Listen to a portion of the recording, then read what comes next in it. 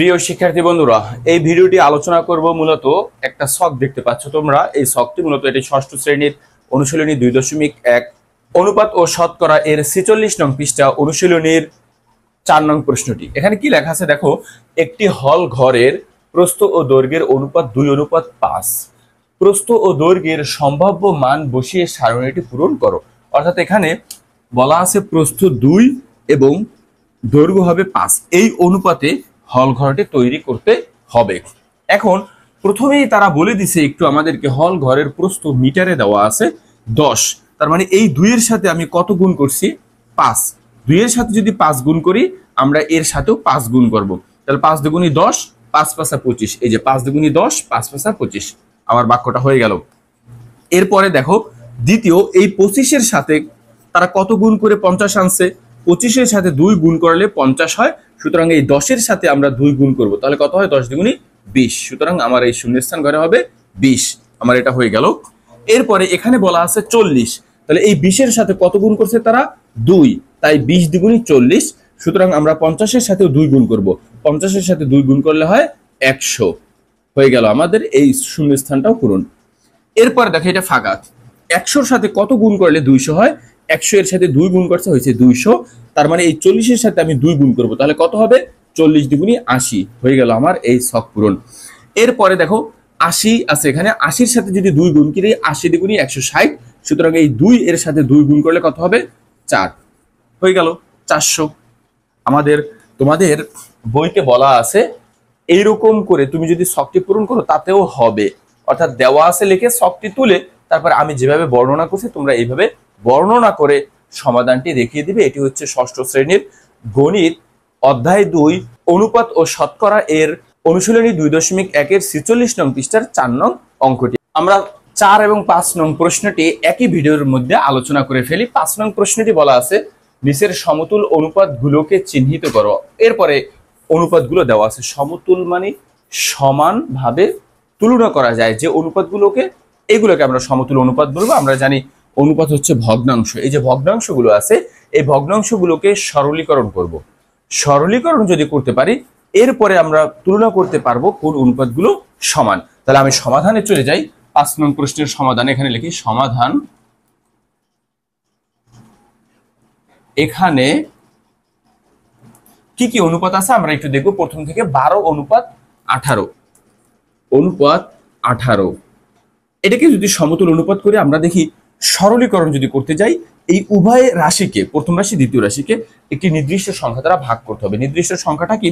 আমরা দেখি এর ভিতরে 6 যায়, তাহলে 6 দ্বিগুণী 12, এরপর এখানে যায় 6, তাহলে কত হলো? 3 6 18। এরপর লিখবো কত দ্বারা ভাগ করছি আমরা এটাকে?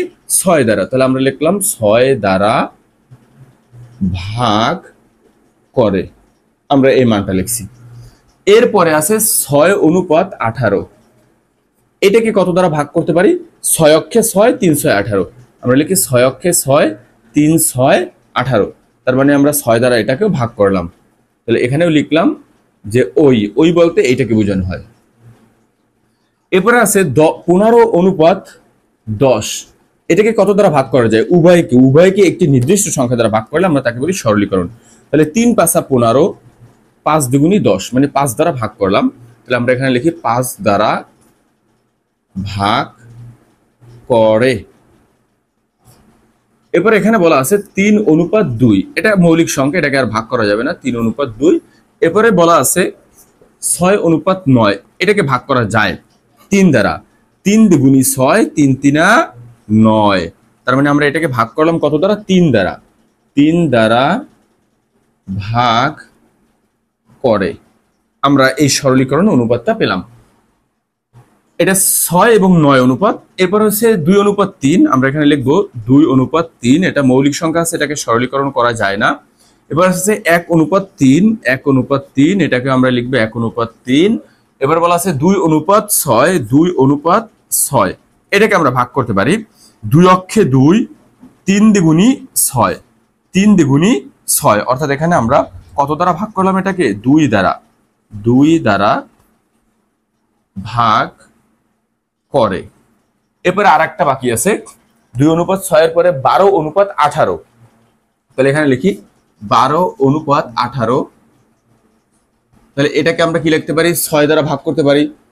6 দুগুণী 12, 3 6 18, 6 দুগুণী 12, এটা 6 দ্বারা ভাগ করছি, এটাকেও যদি 18কে 6 দ্বারা ভাগ করি 3 6 18, তার মানে আমরা 6 দ্বারা ভাগ করলাম, 6 দ্বারা ভাগ করে শেষ। আমাদের ভাগ করার পরে এই যে সরলীকৃত অনুপাত পেলাম, এই জায়গা থেকে বোঝা যাবে যে অনুপাতগুলো সমান, ওইটাকে আমরা সমতুল অনুপাত বলতে পারি। সুতরাং সমতুল অনুপাত গুলো হলো, আমরা এই লাইনের পরে এখানে চলে আসছি। সমতুল অনুপাতগুলো হলো কি কি আমরা একটু দেখি কোন জায়গায় মিলে। আমরা যদি প্রথমে দেখি 2:3, একটা আছে 2:3, 2:3, 2:3, এই আছে 2:3। তাহলে কোন কোন সংখ্যাগুলো আছে 2 অনুপাত, এখানে 12:18, এরপরে হচ্ছে 6:9, 6:9, এরপর আছে 2:3, 2:3, এবং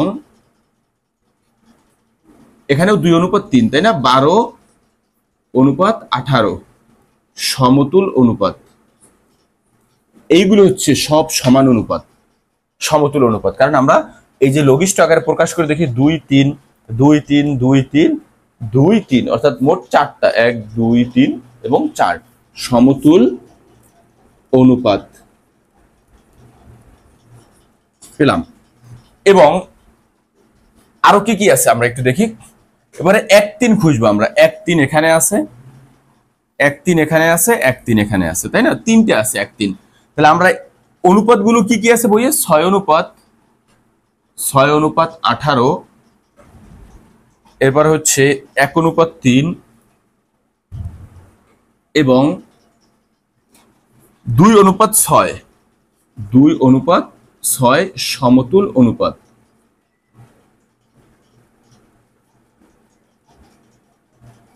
রাইট, আমরা দেখলাম এইগুলো সমতুল অনুপাত, এইগুলো সমতুল অনুপাত। এবং আরো কি কি আছে একটু দেখি। আর বাকি আছে এই যে 3:2, 3:2, এরপরে আর কোথাও আছে 3:2 না, দুইটাই আছে। সুতরাং এই দুইটা 15:10, 15:10 এবং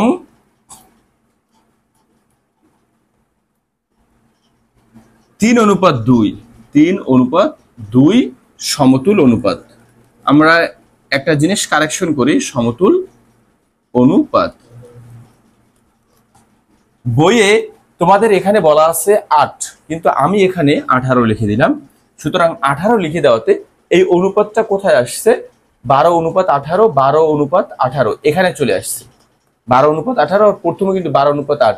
যদি 12:8 হয় তখন কিন্তু তোমার এইটা আর হবে না, তখন 12:8 যদি লিখি তাহলে কত দ্বারা কাটাকাটি করে যায়, 4 দ্বারা, 4 দ্বারা, 3 4 12, 4 2 8, তখন কিন্তু 3:2, অর্থাৎ এই যে 3:2, 3:2 এই সর্বশেষের সাথে যোগ হয়ে যাবে। তাহলে এই জায়গাতে যদি আমরা কারেকশন করি, এটা যদি 18 না লিখে 8 লিখি শুধু, তাহলে কিন্তু এইটা আর হবে না, এই যে 12:18 হবে না, কারণ এখানে 12:18 আছে অলরেডি। এই তিনটে সমতুল অনুপাত, এই তিনটা, এবং এই জায়গাতে এসে কিন্তু 1 বেড়ে যাবে। তাহলে কত হলো, 15:10, এরপরে 3:2 এবং হবে 12:8। এইগুলো হচ্ছে সমতুল অনুপাত। তাহলে এই 18 জায়গায় 8 লিখতে পারো, অথবা 18 লিখলে উপরে যাবে। অর্থাৎ এইরকমই একটু ঘুরাইয়া তোমাদের হচ্ছে পরীক্ষাতে তোমাদের টিচার দিয়ে থাকবে। আজকে এখানে শেষ করছি, পরবর্তী বিস্তারিত আরো ভালোভাবে আলোচনা করবো তোমাদের সাথে।